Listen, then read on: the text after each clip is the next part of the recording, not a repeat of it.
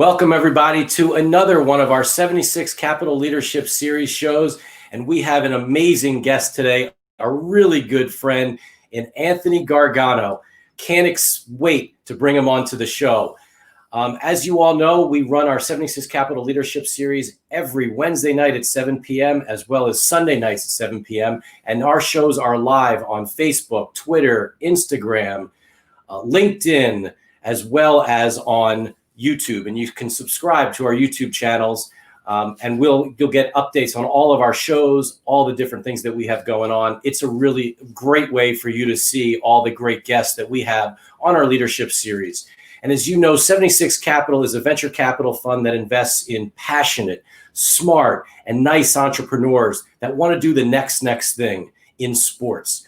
We're all about that. And my God, this guest that we have today will be talking to you about all those things. And man, is he passionate, and man, is he amazing. It's really exciting to have on our show for this week of our 76 Capital Leadership Series, Anthony Gargano. Anthony, welcome to our show. Wayne, thank you for having me. It's talk show host from the car. Thank you, my brother. You're the best, man. I love you and 76 Capital and the innovative nature of what kind of impact you guys have on sports. It's really impressive. Well, thanks so much for joining us. I mean, Anthony is a radio and TV broadcaster. He's on 97.5 in Philadelphia, which is the Beasley Media Group. He's on Fox Sports Radio. He's on NBC Universal. He's an author. He's a screenwriter. He's a long-form writer. I mean, it sounds like a Steve Miller song or something, long at the end and then But Anthony is a mainstay in the sports community in Philadelphia, and he's been in a few other places as well. And we're going to get into that. And that's what we do on our 76 Capital Leadership Series, where we really talk about not only just what our guests are doing, but how they've been leaders, what they've done in their careers. And I'd love to get started with you, Anthony, and really talk about, growing up. Where did you grow up, and how did you get to where you are today? Well, we grew up in Philadelphia, and in the shadows of the stadiums between South Philadelphia and South Jersey. So local guy in the Philadelphia area. And like everybody else, we were just we had a passion for sports. And the thing that I loved the most was sports and storytelling. And so I thought it was a natural, once I realized I was too small to play quarterback, that I wanted to be around it. It was a passion. We talk about sports all the time. And so I began my career as a sports journalist. I went to Temple University, and I worked for the New York Post. I worked for the AP in Chicago, came home to work for the Associated Press. And then as newspapers started to wane off a little bit, technology started to take over, broadcast medium was so powerful that we switched into sports talk and a lot of television work. But long form writing, you were joking about it, Wayne, and it's storytelling. And it's such a beautiful thing to talk about the stories behind sports. During the pandemic, we've seen so many great 30 for 30s, the Jordan documentary, all these stories that capture human achievement. And I think that's what excites me, is to talk about stories and how these great athletes and all the great stories of sports are told. And there are some beautiful, beautiful stories.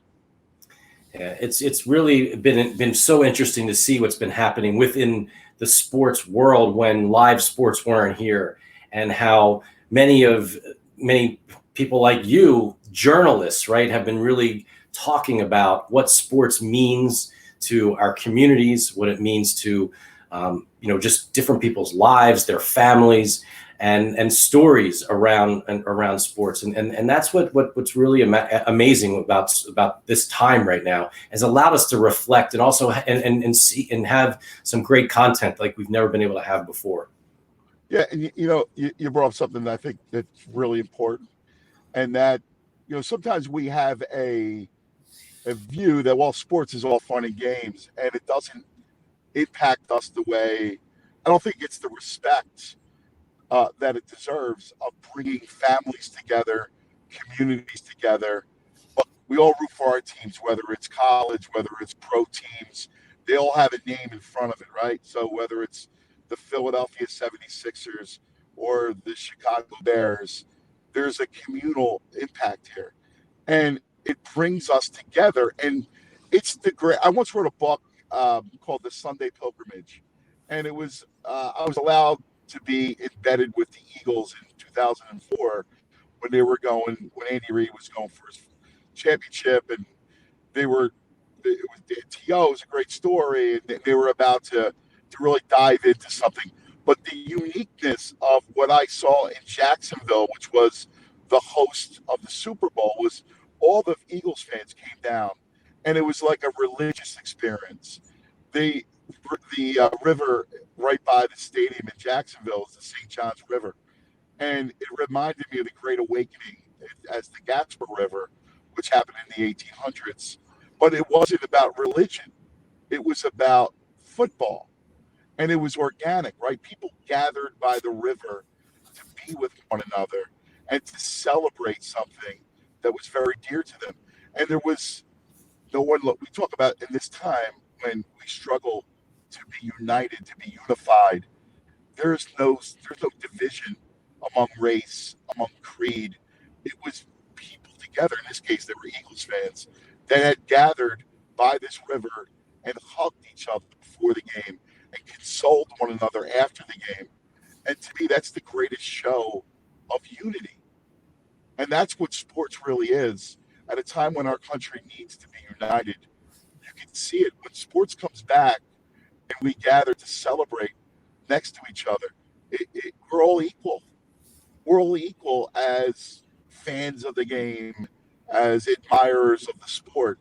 We're all next to one another and we all cherish it. And we see it in our own families. It keeps, mother and son connected. My mom was a huge baseball fan. We went to many games together. My father, we talk about football. He lives in Florida. And, hey, it's an excuse to talk about, just have a conversation that without the heaviness sometimes of life, but it's something that keeps us connected all the time. And I think, forget about its economic impact from the everyday pizza shop that needs football on Sundays to survive, but it really helps us in so many different ways to really connect. And I think that's the most important thing. Yeah, I think that was, one of the things, in your book and what we've talked about in the past, Anthony. And it's really great to have Anthony Gargano on our 76 Capital Leadership Series, which we go live every Wednesday and Sunday at 7 p.m. on LinkedIn, Facebook, Twitter, Instagram, and live on our YouTube page. It's really great to talk with you about, how much sports impacts life. And, that Saturday afternoon in Jacksonville, I was there with my brother. I remember seeing you and all the guys broadcasting. I gave you a big hug. Oh, unbelievable. And we'll get to our stories in Minnesota in a second. But the first one in Jacksonville, that town and the Philly fans and the community and the way people were chanting the Eagles chant and singing this Eagles fight song, and just it was like everyone was together. It was such a special, special moment. Yeah, and that to me is the one thing that I really want to come across when we talk about sport and its impact on our society. And like I was just some kid that fell in love with it, but I learned geography. I learned all kinds of important lessons through sports, right? And you grow up playing it and following it, and it's the healthiest thing. I have two boys, 7 and 10, and of course I push sports on them. I don't care if I don't have any delusions that they're going to be professional athletes like some of the great people involved in 76 Capital. But maybe they can have a company that deals in sports and that they can achieve, because I think what it is it provides ground for achievement. Sports can, and it keeps you on a path, and it gives you a goal. I mean, all those basic tenets of sports leads us down life's road, and it kind of gives us, I think, it gives us goals to achieve, and it just makes for a better life. Well, on that point, and talking about your boys and talking about, sports and leaders, this is the 76 Capital Leadership Series, and we talk about leadership. We talk about the importance of that. Anthony, in your life, was there a certain person, a leader, a coach, a teacher, a mentor, someone that really helped you get to where you are today in life? Yeah, it's funny. Throughout the course, I'm a big believer in this. And by the way, Wayne, I love your background. Your background's beautiful. It's so serene. It's great. And I just want to tell the audience that because of I just got done my show, I had to come outside to the sunny car so we can do this. And poor Wayne is so gracious to allow me to do this from my iPhone. So if the background looks like my car, it is. And there's a bright light that's called the sun that's shining. So that's why I'm wearing sunglasses. So I just want the audience to know the background here. I've had throughout my course of my life many people that have helped me out. And you know what's interesting? From the time I chose my profession, which was going to be a journalist, to the time I got into sportscasting, and throughout each stage of my career, there's always been someone to kind of have a helping hand. But I want to talk about one person, and it's recent. So I love long form writing, as we talked about. I've written books and screenplays, and the one person recently, and it shows you that no matter what stage of life you're in, you'll always meet someone that has a hand out for you, that will help you to try to achieve a goal. So I've always wanted to write film because I love stories and I love that aspect of it. And I've written a bunch of screenplays that are collecting dust, that are in a drawer, all right, and they've never seen the light of day. Thankfully, a friend of mine, Tim Chambers, who's an amazing director and screenwriter, I helped him with a movie called The Mighty Max, and that was a lot of fun. And I really wanted to do these projects. And so uh, I met a gentleman by the name of Rudy Langless, who is a big time producer in Los Angeles. He's from New York City. He's African American, and he survived the riots in Newark, where he grew up. He grew up in the projects in Newark. He made his way.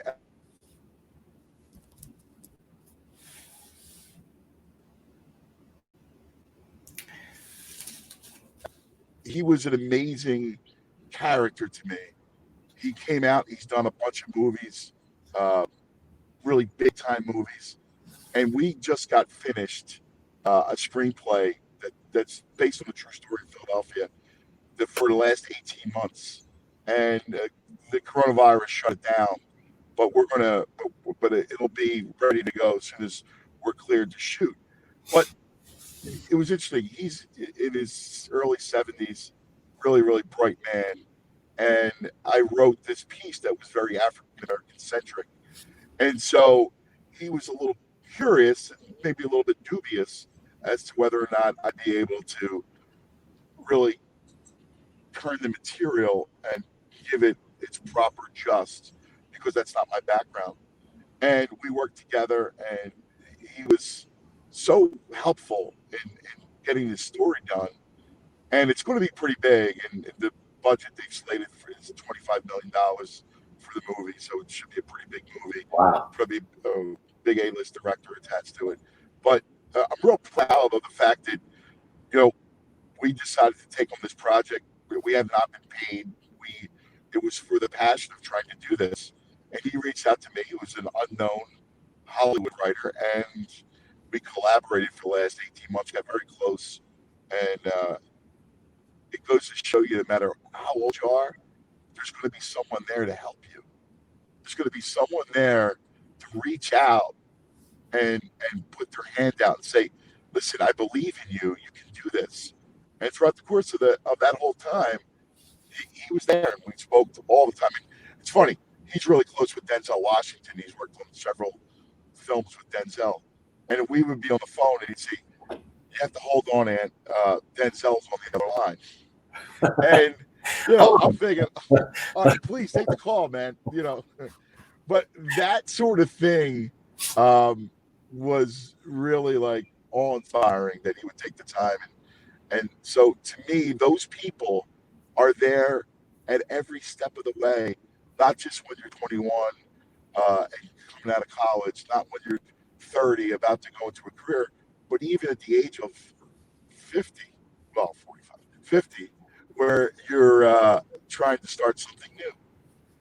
Yeah, that's a really great story, and it's one of the things that's been so great on our 76 Capital Leadership Series, where we've gotten an opportunity to talk with leaders in the sports industry who have shared similar kinds of stories with similar kinds of people and the kind of impact that they've had on their lives. And I'll tell you something, Anthony, you as a iconic sports broadcaster in the Philadelphia area, you are one of those guys who definitely has had an incredible impact on many, many people in the Philadelphia area. And I think that it would be, I think we lost your picture for a second. You still there, Anthony? Let's see if we can get you back here. Well, we're going to wait for Anthony to come back. And one of the important things that we do here on our 76 Capital Leadership Series is to talk with leaders in the sports industry. And that's something that's been incredible for us. We've talked to not only just sort of your typical people that you believe that are influencing the sports industry, but we've talked to people that have run some of the biggest conferences in the country. When you see what's happened, whether that was the MIT Sloan Sports Betting Conference, that's been incredible when we had Jessica Gelman on. We've had other people who are focused on the social responsibility side of the industry. And there's just been some really amazing things that we've done on the series so far. It looks like we've got Anthony back here. There he is.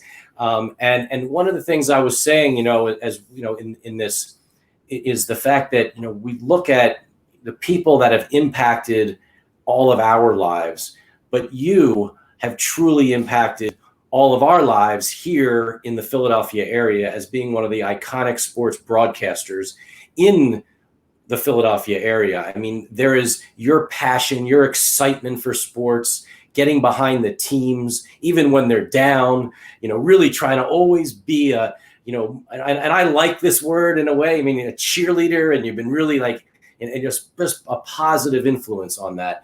You did that at WIP. You're doing that now at 97.5. Just tell us a little bit. What is that like every single day when you get up and you're going to be on the air with your people? How do you feel when you're about to walk in that studio?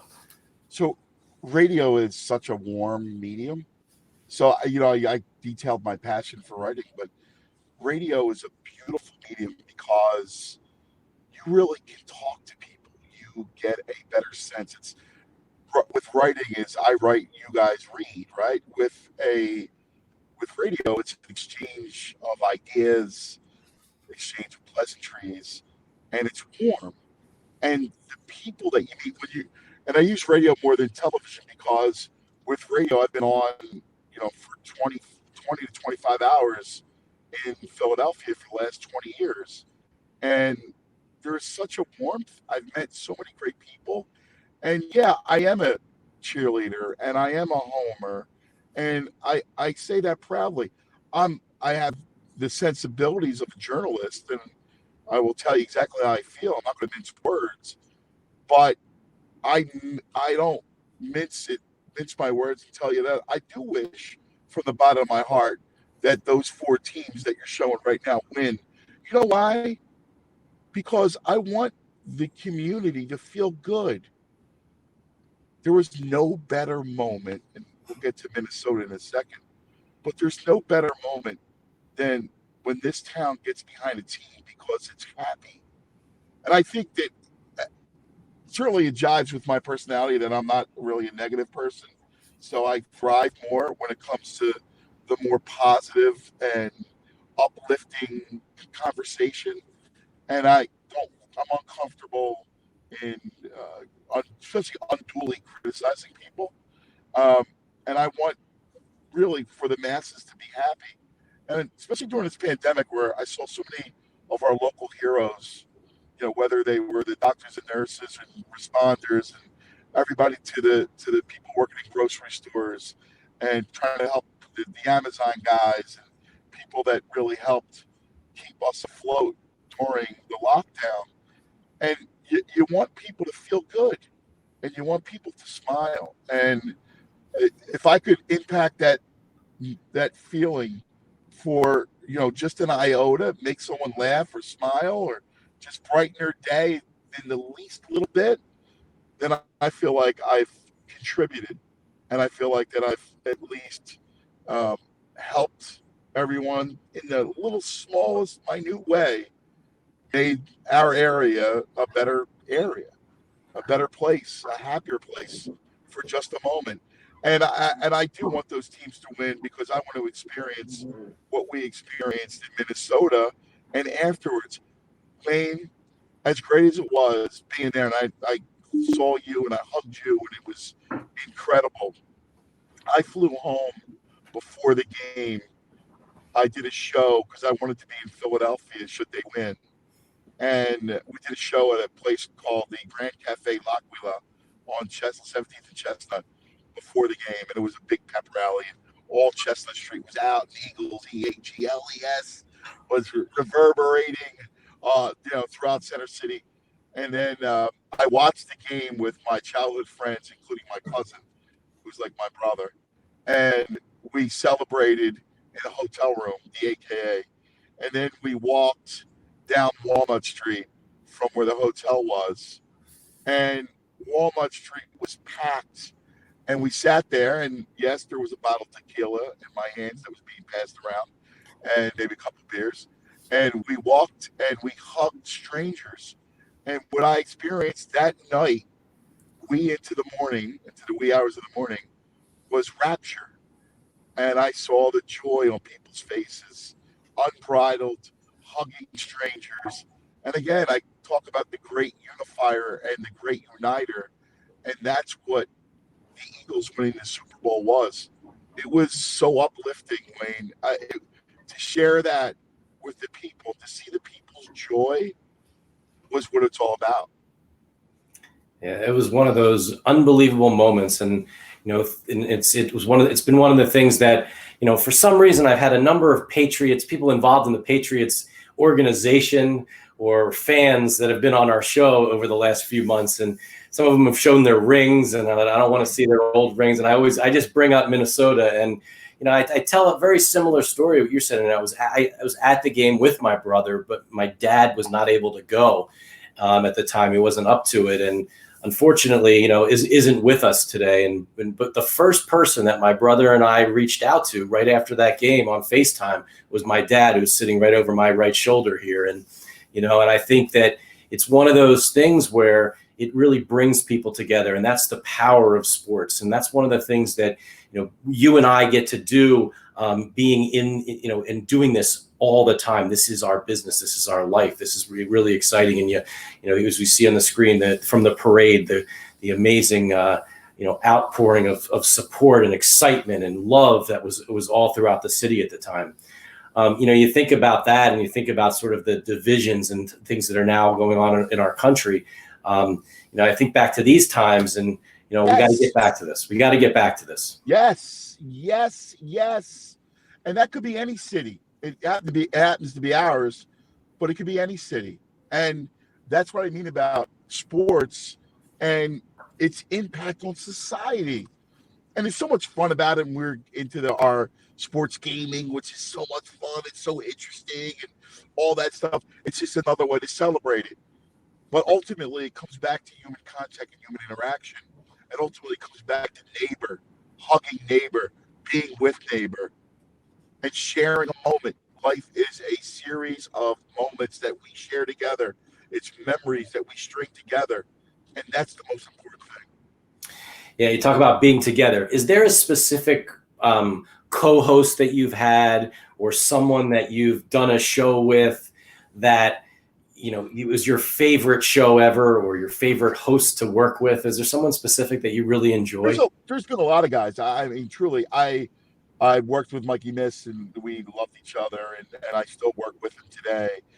Steve Martirano, who I absolutely adore, is just a great man, and I learned a lot from Steve.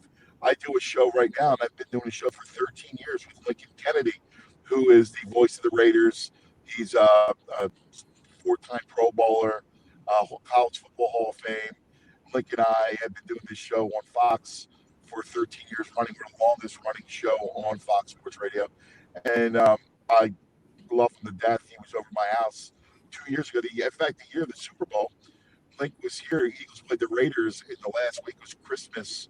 And Christmas Eve, Link came over and spent Christmas Eve with my family as I cooked the fishes and did the Italian 7-fish dinner that I do every year. And Lincoln was there, and it was great to share that with him. Glenn Mack now, another great guy. I mean, I've worked with so many great people over the years, and I've met so many great people in this town, and I'm just very, very fortunate. Just the encounters that you meet and the people that you meet. Just my advice is always to remember them, to understand that not everybody has great days all the time, and to be patient with people, and that relationship will become rewarding to you. Well, appreciate you being patient with us and being on our show, our 76 Capital Leadership Series, and being a great friend.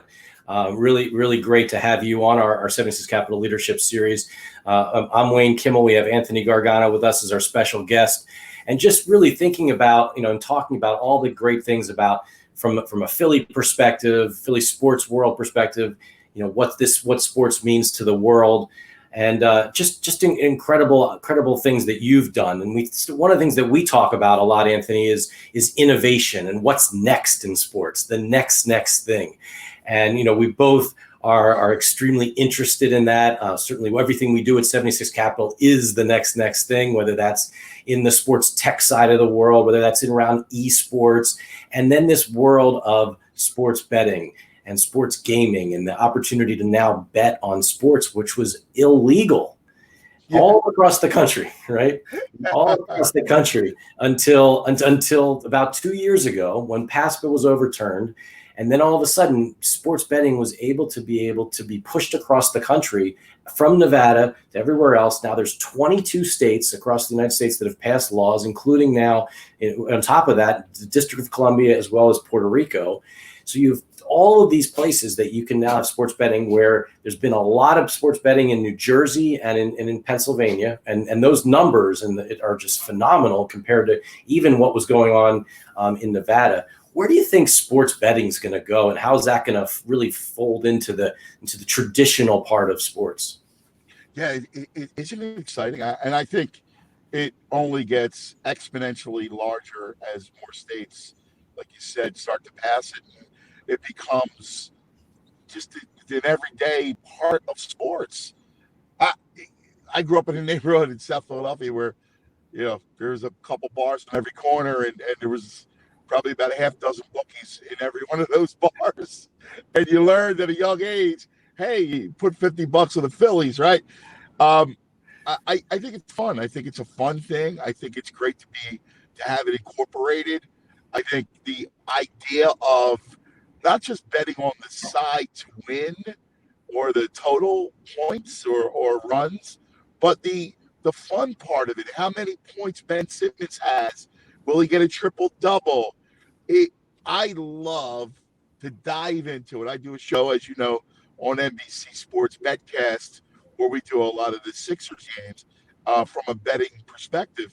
And it's great to kind of try to predict what you'll see out of a gameplay, right?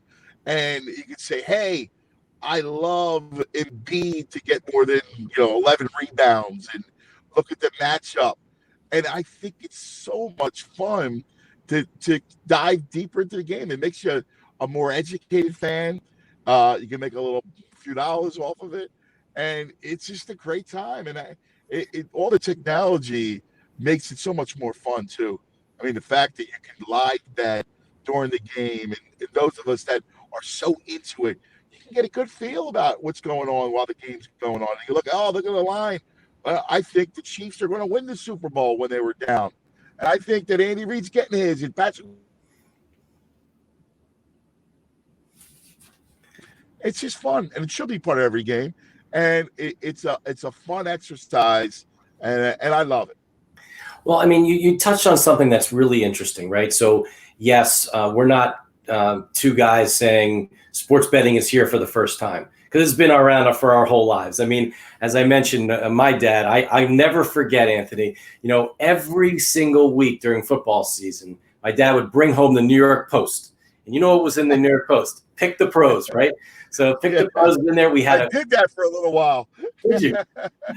Yes, I did. I That was did you. that with the Post. You beat Yeah. me. I mean, that we always filled that out. I had I learned how to mail things because I had to fill out the envelope, put the stamp on there, put it in and put our picks in and make sure that they were sent in on time. And then we would, it was something that was part of, just our, part of our life, part of our family, right? And so sports betting is not a new thing, but it's a new legal thing. And the thing that you just mentioned, this in-game betting, right? To be able to bet in games, be able to have prop bets on your phone is in a lot of ways is a newer thing. I'll say newer in the United States, because a lot of people they'll go and see their corner guy on the corner or call their guy right before the game. And it's before the kickoff, before the face off, before the tip off. But that's not when the real fun begins. And especially with people, if you grew up in Europe, especially, in London, it doesn't matter. The game starts, the action's really during the game, in game. And that's where I think these things that you're doing, the betcasts, with things that we're doing at VSiN, all of these types of things are really, really, at this point, cutting edge, but will be part of the future.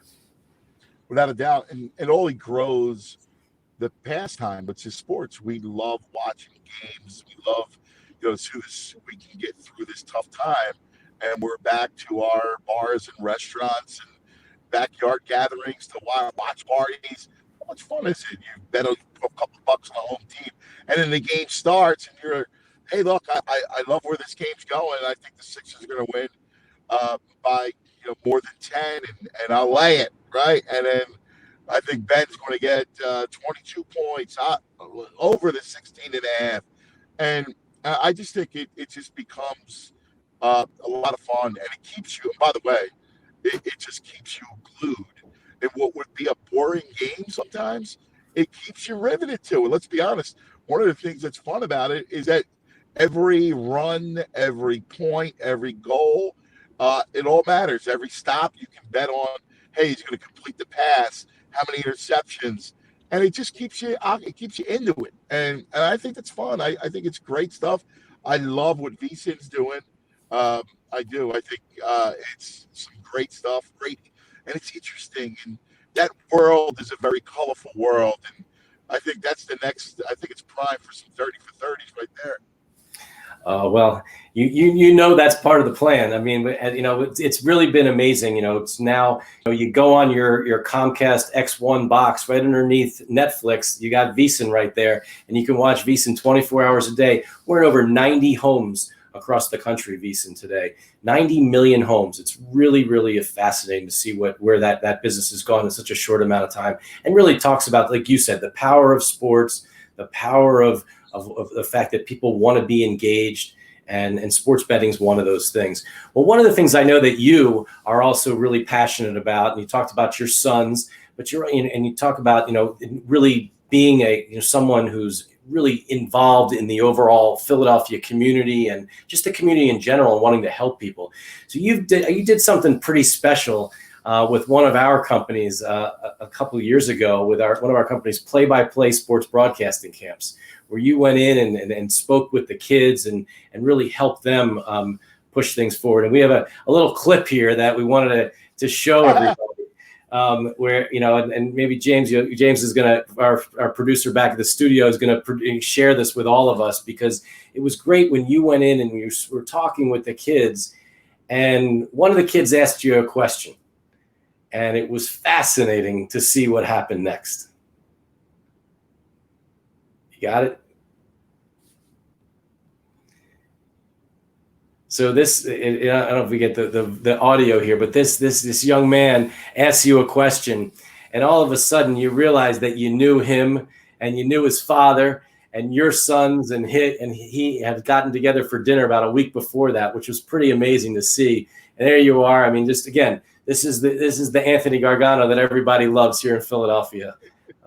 Pretty special to see. Yeah. I love the kids. Listen, I have a Philadelphia muddy patois, right? So if I could do it, these kids could be stars at it. And I love that. I see it. My oldest is Anthony. He's 10, and my little guy Massimo is 7. And there's nothing better when you see the joys of their successes and to usher them. It's so rewarding. You know this, Wayne. You're that guy, and you're the teddy bear type. And you don't understand when you see the excitement. It's up to us as the adults to foster that. And I think it's our duty to do that. And it's rewarding as all get out. Yeah, that look, we appreciate all the time and support you give that. I mean, to the play-by-play sports broadcasting camps each year. I mean, this is a tough year. With the pandemic, we've gone completely virtual now, but it's been incredible. I mean, we had Adam Schefter the other day come on. He comes on, and the kids went bananas. I mean, we had kids from all over the country. So now they all know, who they know Adam from ESPN. They know what he's done. It's really impressive to see what people have done. They've had to change their business plans but keep moving things forward. Shefty's my man. We were together. I was at the New York Post, and he was at the Rocky Mountain News well before his ESPN, and we would share information of, hey, what's going on with the Broncos? And, hey, I'll give you what's going on with the Jets and the Giants. And we'd share info, and I'm so happy because he's terrific. Nobody covers the NFL like Shefty. You think about all the games that you've covered, whether it was at the Post, whether it's been here in Philly or other places around the country. Was there any sort of one game or moment that, and we'll leave the Super Bowl aside, that you covered that was just really phenomenal and things that you'll never ever forget? Do you remember there was an NCAA tournament game? It was in the late 90s. There was a little school out of Indiana, Valparaiso. And if you remember, do you remember this story of Valpo? When I think you're going to about Homer to Drew, the Drew story. Drew. You're going to talk about the Drew story. Okay. Yeah. It was it was life imitating art, right? It was Hoosiers, and they did the picket fence, and Homer Drew, who was this really, really nice man who had a pointy chin and a pointy nose, and he was a loving father of his great son, Bryce Drew, who hits the shot. And I rode with them in the back of their bus to the regional in St. Louis. So I went to camp. I spent a week. I went to the campus, spent a week at the campus, and then I drove with them on the bus to St. Louis, and it was amazing. It was a great story. They were fantastic to see those two, father and sons. It was awesome. There's been so many of those moments of just incredible human achievement in the people that you meet. Whether it's that one always stood out because of the father and son thing. I always thought that was great. I covered that home run chase from Sammy Sosa's standpoint. I was on the Sosa beat during that era, which was a fascinating era of baseball, although not they cheated. So let's be real. But there's been I did a story with the Bulls during the Mikes last year. I spent a week with them, or actually 2 weeks with them, following them through. It was about a 5-game road trip, and I basically chronicled how they were received in each town. And I remember being in Toronto, and the crowds lining up outside the hotel. They had to be ushered in and through the back, and it was just an amazing. It was like being a part of the Beatles coming to town and watching the people freak out. It was wild. I mean, it was some great stuff. And there's been a lot of those great stories, whether basketball. I love the football stuff too. There's something about when Andy Reid wins a Super Bowl, having known him really well, I was so thrilled for him because I wrote a story about him losing his son for a Father's Day piece, and I mean, as I wrote the story and sent it, I mean, I was in tears, like a bit whimpering like a baby. Um, we sat for a couple hours in his office, and he talked all about his sons and losing his son and what that was like and the emptiness. And he poured his soul out to me, and I wrote the story, and then he sent me a note about it, and it really was lovely. And when you write these stories about human beings, there's a responsibility to understand how deeply stuff is and how deep it really goes with people. Yeah, well, we're here with Anthony Gargano on our 76 Capital Leadership Series, getting deep, getting into a lot of the things, talking about sports and the overall how it's so deeply ingrained in all of our lives. And one of the last things I wanted to ask you, the number of sports are now coming back, or hopefully coming back. We're hopeful. You think of exactly. I mean, we have this. The NBA teams who are supposed to go to Orlando go into a bubble, hearing about a lot of guys who are sick and who won't be able to be part of this. But you also have the NBA allowing the players themselves to put names on their backs, things that they're passionate about. I've talked to a couple NBA players on our show about their feelings and their views on this. From your perspective as being one of the most longtime sports broadcasters, not only in Philadelphia but across the country, as well as writers, how do you feel about the fact that now you have athletes who can actually really express themselves? It's okay. They're not going to do the Michael Jordan thing, which you saw up close, but you also now have this opportunity where as an athlete you can really express yourself, almost like a Charles Barkley has done his whole career. But now you have everyone doing this. And so do they have a responsibility to do that? Or is it, how do you, if you could advise some of these guys as to what to do, what would you tell them? I'd say use the platform. I mean, use the platform to speak out on everything that is near and dear to you. And if you see an injustice, you use that platform to help create a cause to try to combat that injustice. And there's nothing worse than shut up and dribble. That is an awful sentiment. If you have the ability to have a platform, you need it's not just responsibility, um, but it's really your duty to use it for good, to espouse goodness, to make the world. And I hate to use the cliche, make the world a better place, but to make an impact in the world. And I think there's no greater uh, I think there's no greater platform than sports to help make an impact and make the world better, and to combat all of those ills and all of those wrongs. And you can bring light to things. And I'm not just talking about racial injustice, because we know that there's still a long way to go in that fight.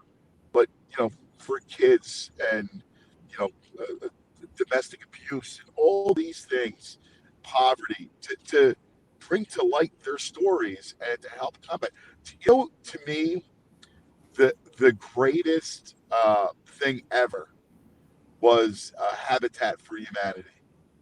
And Warwick Dunn, who played for the Buccaneers, is a big part of Habitat for Humanity. And think about this for a second. Is there anything greater than giving a family a home, right? Yeah. To giving children a place to call home, something they can be proud of, something, talk about a head start. To me, the two places that you need to start are home and school.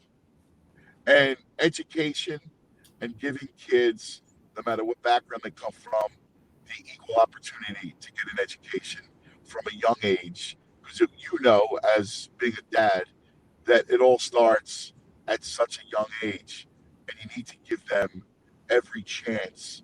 Because, you know, without that, they're behind from the get-go. And then the other thing is home. Having someone have a home is so, so important. It's safety from the world. It's something they can be proud of. And I thought Warwick Dunn, he's a guy I so respect because he went out and did it himself. And I thought that was, I have such admiration for him. I love that charity. I think that charity is so important because it provides us the building block to help society. It's a wonderful story. And again, I really appreciate you joining us on our 76 Capital Leadership Series. And Anthony, one last question. I know that you are, I've seen, heard you talk about it. I've seen you post a few things about do I call it the Cuzzo? Is that what's going Is that what we're calling it? What are we calling it? Yes, the soon to be out Cuzzo Sports Trivia app. I'm real excited to work with my dear friend and partner Joe Marone, who's a great attorney in the city. And coming in August, we're going to launch this app, and the Cuzzo app's going to be a lot of fun. So nobody's doing local sports trivia, and think about it. It's trivia you care about, right? And and I remember, man, it started at the Palladium Tavern in the early 90s. And we would go and hang out and watch football at the Palladium and watch all the games. And Larry, the bartender, would hit us with trivia questions about the Phillies and Flyers and Sixers and Eagles. And I thought, you know what? There's no app where I can just do the trivia that I care about that has to do with Philadelphia. So we're going to launch in Philly, and then we're going to open up in cities around the country, sports cities around the country, and you'll be able to choose what city you are a fan of. If you're a Chicago sports fan, you'll register under Chicago or LA or whatever, and you'll get those questions, and you're going to compete with your friends and family to become, the whole city, that who's the smartest when it comes to the Bulls, or who's the smartest when it comes to the Cowboys, and all these teams. And you're going to be able to have fun and win some prizes, unique prizes. You can play with teams. You're going to be able to play head to head, challenge a friend. It'll be communal, and I'm real excited. We're going to have a podcast thing as well, so it's going to be a lot of fun. It's going to be launched in Philly in August, and then hopefully around the country in the beginning of 2021. Well, that's super exciting, and we as Philly fans, we'll get this thing rolling for you. We're excited about that. It's going to be a lot of fun. And again, it's just been a real pleasure having you on our 76 Capital Leadership Series. Anthony, thank you so much for doing this. We've learned a lot, and it means a lot to have you here. Well, I'm honored. I love you. I admire you, and I'm proud to call you my friend. So thank you for having me. Well, you're welcome. It's been great. And as you all know, you can always catch our 76 Capital Leadership Series on Wednesdays and Sunday nights at 7 p.m. On LinkedIn, on Facebook, on Twitter, as well as subscribing on our YouTube channel. And we always have clips and other sorts of information on Instagram and all of our social media platforms. Please stay tuned and for all of our shows. And again, thank you so much for Anthony Gargano joining our 76 Capital Leadership Series. This is Wayne Kimmel, and thank you, and have a great day.